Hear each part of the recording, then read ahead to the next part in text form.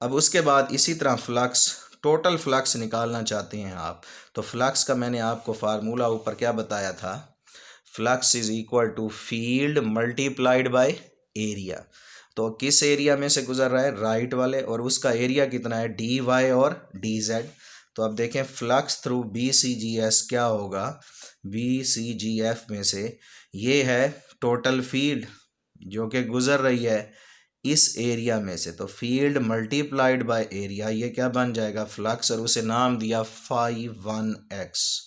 और इसे फिर यहाँ से सॉल्व करें तो ये आपके पास 5 1x total flux right side पर आ गया। अब सिमिलरली अगर मैं फ्लक्स लेफ्ट फेस की तरफ लेना चाहूँगा तो आप देखें यहाँ पर कितना एंगल है, 180 फीड लाइन और नॉर्मल यूनिट वेक्टर के दरमियान। और जब मैंने कहा कि दोनों ऑपोजिट हो, 180 हो, तो फ्लक्स क्या होगा, नेगेटिव। अब वो कौन सा फेस है जिसमें से नेगेटिव फ्लक्स होगा, उसका नाम हमने रखा है ADEH। अब यहाँ देखें फ्लक्स थ्रू जो कि लेफ्ट फेस है, ADEH फ्रॉम मिड पॉइंट, जैसे ऊपर वाला लिखा था प्लस किया था, यहाँ क्या लिखेंगे, माइनस। तो ये पूरी चीज़ है वेक्टर फील्ड और ये है वो एरिया जिसमें से गुजर रहा है। तो फील्ड इनटू एरिया क्या होता है, फ्लक्स, जो कि लेफ्ट फेस का आ गया इसलिए माइनस लिखा है। अब ये टोटल फ्लक्स आ गया लेफ्ट फेस का और ये वाला राइट फेस का। आप देख रहे होंगे आप, ये आपको ये वाला फ्लक्स जो नज़र आ रहा है, ये फ्लक्स लेफ्ट फेस का इसलिए यहाँ माइनस लिखा था, और ये राइट फेस का था इसलिए पॉजिटिव। मतलब फ्लक्स जो होता है वो होता है वेक्टर फील्ड की वजह से। तो फील्ड चेंज हुई पॉजिटिव राइट साइड पर और नेगेटिव लेफ्ट साइड पर। अब टोटल फ्लक्स निकालना चाहते हैं हम एक्स एक्सेस की तरफ, तो वो कहलाएगा चेंज इन फ्लक्स, जिसे मैं लिखूंगा डेल्टा फाई एक्स। और चेंज कैसे लिखना है, दोनों को आप क्या करें, प्लस कर दें। मैंने माइनस इसलिए लगाया है कि राइट साइड वाला फ्लक्स पॉजिटिव होगा और लेफ्ट वाला नेगेटिव होगा, इसलिए माइनस लिखा है यहाँ पर। अब ये वैल्यूज इसमें पुट कर दें, फाई 1x की जो अभी हमें निकाली है और फाई 2x की जो अभी हमने निकाली, और ये जब इसमें पुट करें उसके बाद इसे सॉल्व करेंगे तो ये Vx और ये Vx नेगेटिव पॉजिटिव कैंसिल हो जाएंगे। अब ये दो क्वांटिटीज़ एक जैसी हैं और साइन भी पॉजिटिव है तो ऐड होंगी, ऐड होने पर यहाँ 2 आएगा और 2 से कैंसिल और बाकी वैल्यू बन जाएगी partial Vx over partial x into dx dy और dz, which is called total flux due to vector field along X axis.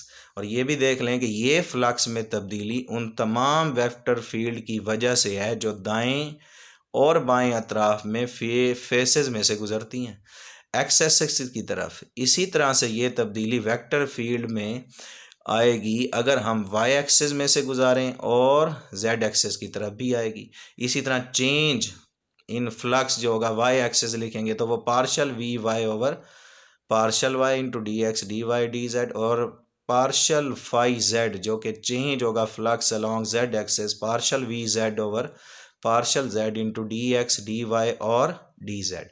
अब आप देख रहे हैं इस क्यूब में इसकी लंबाई डी एक्स है, चौड़ाई डी जेड है और ऊंचाई डी वाई है, और लंबाई चौड़ाई ऊंचाई ज़रब देने पर कौन सी चीज़ बन जाता है, वॉल्यूम।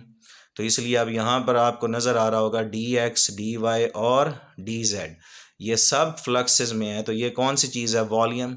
और वॉल्यूम को आप कैसे लिखते हैं, D V is equal to D X, लंबाई चौड़ाई ऊंचाई, ये लंबाई है ये चौड़ाई है ये ऊंचाई है, तो मल्टीप्लाई हो रहे हैं।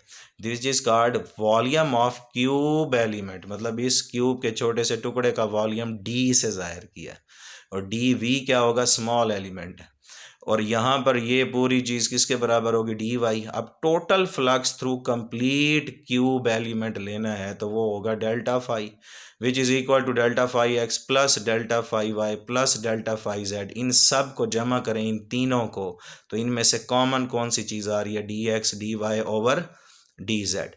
और फ्लक्स पर यूनिट वॉल्यूम, कि ये टोटल फ्लक्स जो क्यूब का निकाला है उसे तकसीम कर दे वॉल्यूम से, तो वो कौन सी चीज़ बन जाएगा, del dot V, which is called divergence of this vector field. तो याद रखें डाइवर्जेंस क्या है, जो फ्लक्स है उसे जिस वॉल्यूम में से गुजारा है उस वॉल्यूम से डिवाइड कर दें। तो फ्लक्स ये है, वॉल्यूम उसका ये है डिवाइडेड बाय वॉल्यूम, तो दोनों कैंसल आउट हो जाएंगे और आंसर आपके पास आ जाएगा partial we x over partial x plus partial we Y over partial Y plus partial V Z over partial Z. अब देखें इन सब वैल्यूज़ के अंदर कहीं पर यूनिट वेक्टर नहीं है, और यूनिट वेक्टर डायरेक्शन इंडिकेट करता है। इसका मतलब है डायरेक्शन नहीं है, इसमें सिर्फ क्या है मैग्नीट्यूड, और मैग्नीट्यूड वाली क्वांटिटी क्या होती है स्केलर, इसलिए divergence of vector field is a scalar, और वो स्केलर कौन सी चीज़ है फ्लक्स है। और हम ये जानते हैं डेल की वैल्यू ये है, वॉल्यूम की वैल्यू ये है, इन दोनों को अगर डॉट प्रोडक्ट में लें तभी स्केलर आएगा, डॉट प्रोडक्ट को स्केलर प्रोडक्ट बोलते हैं। तो इन दोनों को मल्टीप्लाई करें तो I dot I one J dot J one के डॉट के वन, तो आंसर वही आ रहा है जो यहाँ आ रहा है। प्रूव हो गया कि del dot v is equal to divergence v is equal to partial we x over partial x plus partial we Y over partial Y plus partial V Z over partial z, जिसे हम लिखेंगे del dot v is equal to divergence v. और ये जो इतना सा हिस्सा मैंने बनाया ये शॉर्ट क्वेश्चन में भी आ सकता है, prove that divergence of v is equal to del dot v. आपने सिर्फ ये 3 स्टेप्स जो हैं ये लिखने हैं। तो ये हो गया टॉपिक कंप्लीट, ये इंपॉर्टेंट है, इसे देखिएगा और क्वेश्चन ज़रूर पूछें अगर आपको कोई कन्फ्यूजन है, क्योंकि जो फिज़िकल क्लासेस होती हैं और ये रिकॉर्डेड में इसमें कई बच्चे पूछ नहीं सकते हैं, तो आप पूछें मुझसे। आपको इसलिए मैं एक दिन छोड़ के लेक्चर भेजूंगा, तो एक को अच्छे तरीके से क्लियर करने के बाद मुझे पूछिएगा। Thank you.